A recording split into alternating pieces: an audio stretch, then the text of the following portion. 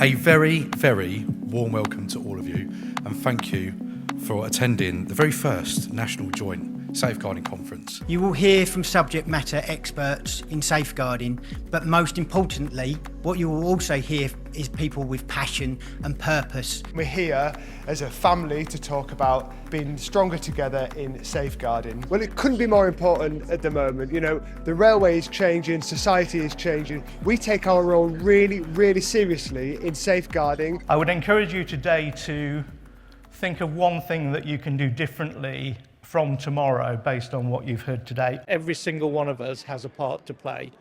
I would regard safeguarding as a million-piece jigsaw.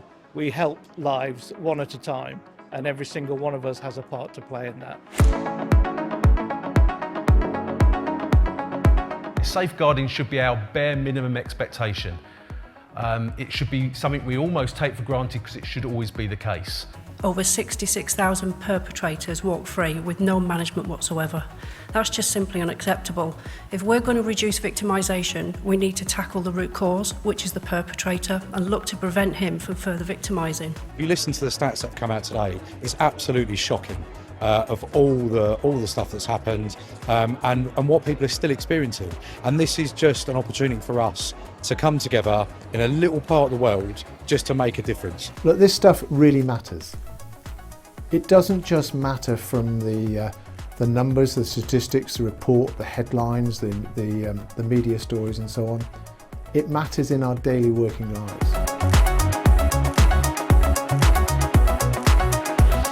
I used to be a police officer thinking I was a first responder, but actually the railway are the first responders. Today is so much more than a conference. It is about networking, it's about conversations, it's about compassion, and it's about sharing. It's been quite a long journey, one since around 2015. Most police forces have had body-worn video. And now the plainclothes units, they are over 95% compliant. We used to set up kind of learning workshops for the parents of children. If we could improve their lives in regards to kind of financial literacy, cooking, improving the lives of the children's outcomes in school would then improve. These kinds of things are so powerful to bring so many disparate groups of people together to realise actually we're here for a collective mission. What we might not be doing right, we can actually learn from others, and what others are doing might benefit us in the long term. We've got to constantly be working on it, speaking to different partners. Training, I think, is important. Conferences like this. If there's one thing we could do at the moment that would make a big difference to our lives, but also to our passengers, it would be learning to listen. What we're trying to do is not just good for the railway in terms of safety, but it's actually good from a performance point of view.